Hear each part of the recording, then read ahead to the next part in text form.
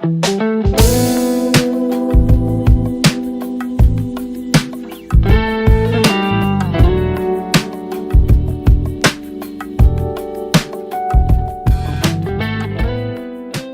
saya juga ingat ada satu statement, ya, bunyinya gini. Kalau engkau kehilangan uangmu, engkau tidak kehilangan apa-apa. Kalau engkau kehilangan kesehatanmu, engkau kehilangan sesuatu. Kalau engkau kehilangan karaktermu, engkau kehilangan segalanya. Wah, saya ingat statement itu. Kalau engkau kehilangan uangmu, engkau tidak kehilangan apa-apa. Oh, saya nggak kehilangan apa-apa. Jadi itu tidak membuat saya stres. Saya tetap happy. Gitu. Banyak orang tua yang ingin menyekolahkan anaknya ke Amerika. Kalau dia punya duit ya nggak apa-apa. Yang pas-pasan juga mau. Ada seorang bapak cerita kepada saya. Pas anak saya tamat kuliah, uang saya habis. Dia bilang, waduh hebat ya bapak ini. Pas, untung dia keburu tamat. Kalau enggak, duitnya udah keburu habis. Ada seorang orang tua yang menjaminkan rumahnya di bank, bukan untuk modal kerja, tapi untuk kuliah anaknya di Amerika. Untuk modal kerja aja bisa macet. Apalagi untuk kuliah anak di Amerika, pasti rumahnya dijual untuk lunasin utangnya. Ada seorang bapak telepon saya, teman saya, Hong pinjam duit dong 50 juta, buat apa? Buat ongkos anak saya di wisuda di Amerika. Pabriknya sudah dijual, sekarang ongkos saja nggak ada ya. Kalau Tuhan berkati hidup kita ya, kita kuliah di Indonesia pun kita bisa jadi orang yang berhasil loh. Orang tua sekarang berpikir kalau anaknya nggak kuliah di Amerika, nggak ada masa depan dan nggak bisa menjadi orang yang berhasil. Seperti ada orang yang membeli saham 500 rupiah, ketika dia naik 20% jadi 600, dia sudah take profit, dia senang sekali karena sudah 20%. Saya tidak bisa menjual ketika saya beli 250, dia naik jadi 500, saya nggak bisa jual. Naik 100% saya nggak bisa jual karena nilai intrinsiknya masih jauh dari itu. Ketika saya menjual di 31.500, itu price earning ratio masih 9 kali. Setelah dia naik 12.600%. Kapan kita merealisasikan ketika kita tahu harga pasarnya sudah mendekati? Bulan kan? Tentu saja perlu waktu. Perlu waktu kan ya? Saya beli Mercy, harga bajai tentu balik lagi ke harga Mercy perlu waktu Pak. It takes time Pak. Ya. Bisa lama, bisa cepat. Maunya sih cepat, tapi kadang-kadang kalau dia lama, ya kita juga harus terus bersabar, ya. Oke. Perlu kesabaran untuk menunggu. Kalau Anda beli dan simpan, Anda akan kaya. Ya. Tapi kalau Anda trading, apalagi scalping, sekuritas Anda yang akan kaya. Ya. Jadi Pak Lu juga tidak pernah cut loss? Tidak pernah. Tapi kalau kondisi perusahaan itu jelek sekali, saya akan lepas. Tapi biasanya itu jarang. Karena saya akan beli perusahaan yang bagus dan murah. Kalau dia turun, saya nggak cut loss, tapi saya akan menambah beli lebih banyak, beli lebih banyak. Kecuali ada ketidakjujuran dari manajemen yang Pak Lu ketahui gitu, yang saya ketahui sehingga laporan keuangannya begitu buruk, modalnya jadi negatif, saya mungkin akan lepas, karena menurut saya sudah tidak ada harapan, saya lepas. Menjadi kaya itu adalah idaman hampir semua orang. Tapi sayang, pelajaran menjadi kaya itu tidak diajarkan di sekolah loh. Dari kita SD kelas 1 sampai tamat perguruan tinggi, nggak ada mata pelajaran menjadi kaya, nggak ada. idaman kita justru nggak diajarkan. Di sekolah kita belajar integral, diferensial, sinus, kosinus, tangen, kotangen, seken, kosekan. Setelah saya tamat SMA, nggak pernah saya pakai satu kali pun loh.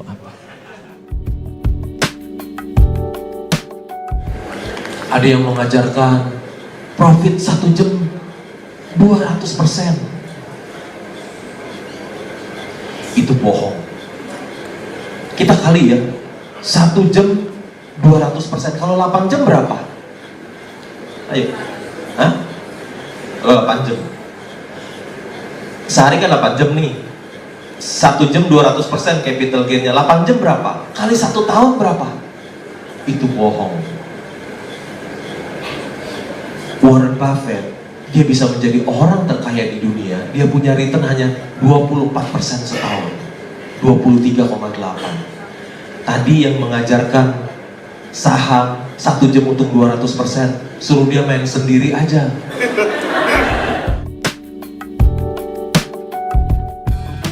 Saya pernah bekerja di bank 17 tahun, tapi saya tidak taruh uang di bank. Cuman sekedar buat kebutuhan sehari-hari saja. Karena bunga kecil, barang-barang naik banyak. Jadi kalau ada orang yang menyimpan uang di bank, nilainya semakin hari semakin turun. Jadi kalau dia menyimpan uang-uang di bank, berarti dia membuat dirinya miskin secara pelan-pelan. Saya juga tidak membeli obligasi karena return imbal hasilnya juga tidak besar dan uang kita di lock lama sekali ya. 3 tahun, 5 tahun. Ya. Saya juga tidak membeli emas. Ya. Biasanya emas adalah investasi dari ibu-ibu di desa. Ya. Lebih menguntungkan membeli saham daripada membeli emas. Saya juga tidak punya dolar. Meskipun rupiah kita terdepresiasi sejak zaman kemerdekaan. Tapi saya tidak berani beli dolar. Kenapa? Karena orang yang menyimpan dolar cenderung mengharapkan yang buruk yang terjadi. Kalau bisa rusuh nih, kalau rusuh rupiah melemah, dolar menguat ya untung. Kalau bisa The Fed jangan turunin suku bunga dong, naikin. Supaya krisis lagi, kalau krisis lagi rupiah melemah, dolar menguat, dia untung. Orang yang pegang dolar cenderung mengharapkan yang buruk yang terjadi. Beda dengan orang yang pegang saham. Kalau rusuh sahamnya hancur ya. Krisis hancur. Jangankan krisis, jangankan rusuh, kena virus aja sahamnya hancur juga. Nggak pernah ada teori, dimanapun nggak ada teorinya. Saham seluruh dunia bisa jatuh gara-gara virus gitu kan. Orang yang pegang saham cenderung selalu mengharapkan yang baik. Indonesia aman, stabil, ya, ekonomi menguat, ya. Daya beli meningkat baru harga sahamnya bisa naik. Website Bursa Efek Indonesia juga saya baca semuanya. Jadi saya banyak membaca. Karena bagi saya orang yang banyak membaca dia jadi banyak tahu. Orang yang banyak tahu dia dekat dengan kepintaran. Orang yang dekat dengan kepintaran dekat dengan kekayaan. Membaca adalah sumber inspirasi. Ya. Jadi saya banyak membaca berita, baca laporan keuangan karena bagi saya kunci sukses dari seorang investor saham adalah membaca laporan keuangan. Nggak ada cara lain. Target apa-apa mengalir saja. Karena keinginan-keinginan bisa membuat kita jadi susah. Makin banyak keinginan, kesusahan makin banyak. Pak, Ya. saya lihat banyak sekarang orang tua ketika memasuki usia pensiun nggak punya uang Pak ya. Ya. Padahal sejak muda dia harus siapkan uang untuk hari tua mereka Pak ya. Jadi di hari tua mereka tetap mandiri ya, dalam soal keuangan. Ya.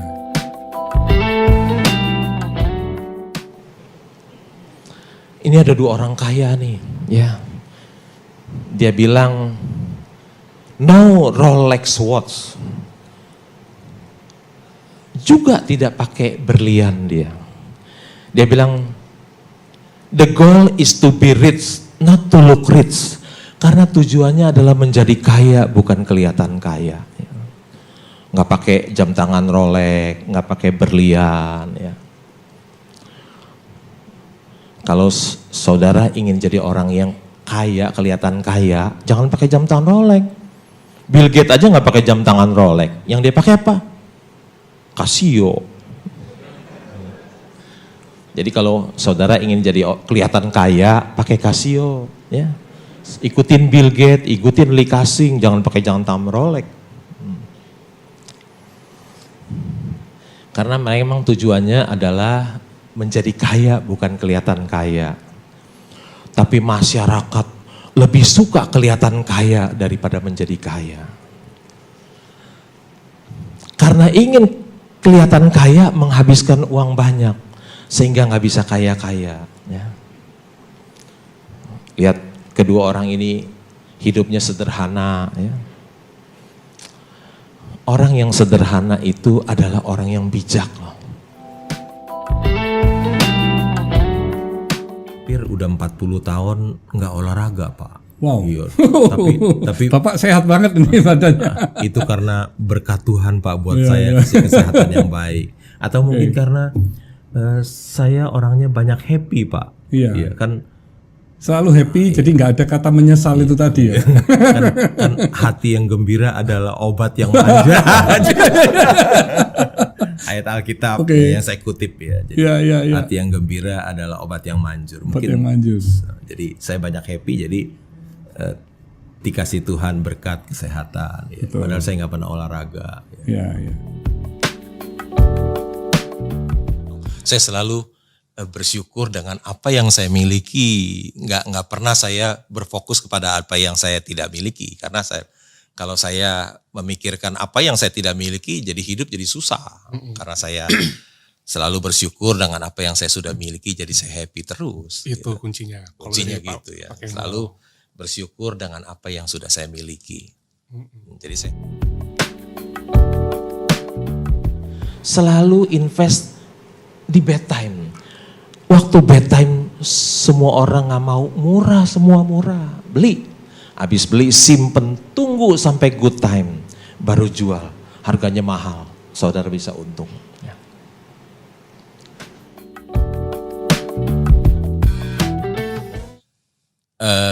Menurut saya, uang itu tidak bisa membuat kebahagiaan. Oke. Kalau uang bisa membuat kebahagiaan, maka yang paling bahagia di dunia ini Jeff Bezos. Jeff Bezos, karena dia orang terkaya, iya.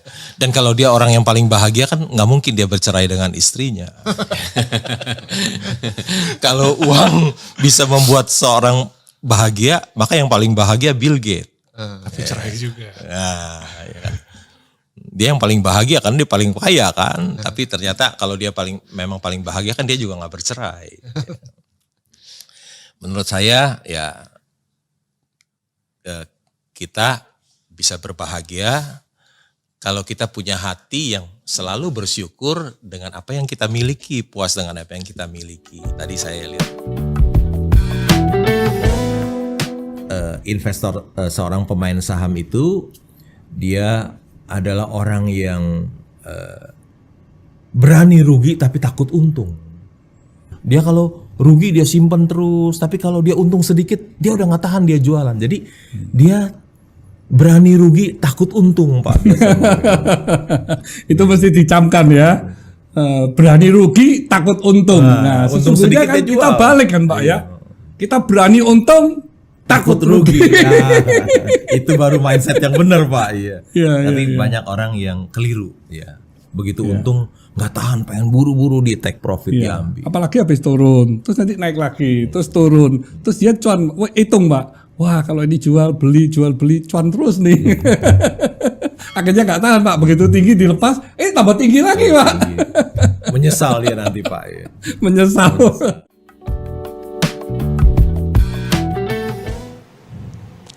Saya saya nggak punya bisnis lain, hanya jadi investor saham. Ada siapapun yang ajak saya kongsi, pasti saya nggak mau. Semua usaha yang lain, bidang usaha yang lain itu saya anggap sampah, semua sampah, udah nggak mau. Nggak mau. Karena dapat uang di bursa itu gampang, nggak usah kerja keras ya. Bobo aja bangun-bangun jadi kaya. Kenapa saya tidak berinvestasi di tempat lain? Karena bagi saya saham is the best choice. Saham is the best choice. Ini prinsip saya yang saya yakini. Tapi apa yang saya yakini ini masih belum dipercaya oleh 99% masyarakat Indonesia. Mereka masih taruh uangnya di bank, dibelikan properti dan lain-lain. Jadi saya tidak berinvestasi di tempat lain karena di kepala saya sudah tercantum saham is the best choice. Dan enggak sembarangan orang bisa sabar untuk menunggu. Enggak, karena sabar itu ilmu tingkat tinggi, Pak. Iya. Iya. Belajarnya setiap hari dan ujiannya seringkali mendadak, Pak.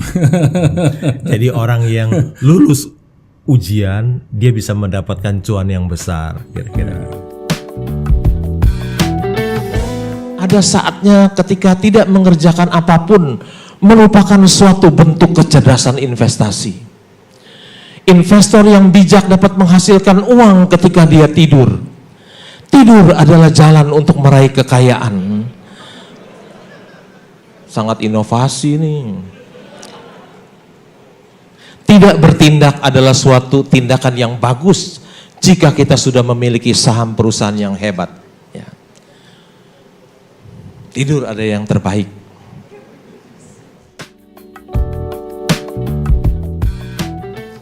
Warren Buffett bilang dia punya uang 80 miliar dolar. Ada satu yang dia nggak bisa beli. Apa itu?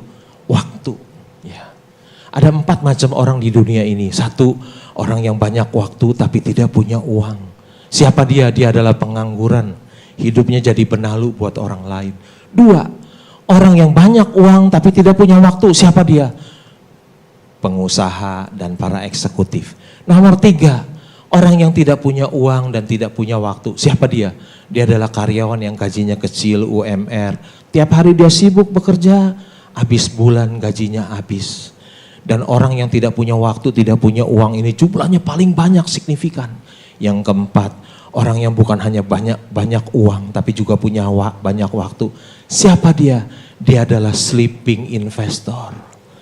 Dia nggak punya kerjaan. Ada pepatah bahasa Inggris bilang time is money, itu keliru. Ya. Time is more valuable than money. Uang yang kita belanjakan bisa kita cari lagi. Waktu kita yang sudah lewat lagi nggak bisa balik lagi loh. Hidup kita adalah waktu kita adalah hidup kita. Saya ingin membagikan ilmu berinvestasi saham saya itu kepada masyarakat Indonesia. Yes. Agar mereka pun bisa menjadi sejahtera melalui Bursa Efek Indonesia. Ya. Saya termasuk orang yang tidak percaya pasar efisien. Pasar itu efisien, saya sangat tidak percaya. Artinya kalau pasar itu efisien, saya nggak bisa dapat Mercy harga Avanza lagi, nggak bisa dong. Mercy harga Mercy, Avanza harga Avanza. Jadi saya sama sekali tidak percaya dengan pasar itu efisien. Selalu ada Pak ya. Selalu tidak efisien ya. Karena kalau dia efisien nggak bisa dapat lagi dong saya saham Mercy yang dijual harga Avanza. Saya kan tidak berhutang. Tentu nasihat saya sebagai seorang investor saham sebaiknya jangan tidak berhutang. Karena apa? Bukan berarti you nggak berhutang nggak ada manfaatnya. Kayak ibu berhutang bisa juga kalau market booming kan. Ya. Labanya kan meningkat banyak juga. Di atas dari beban bunga gitu ya. Oh pasti di atas, iya. pasti di atas. Iya. Tapi kan iya kalau itu terjadi. Tapi kalau malah turun misalnya. Bukan.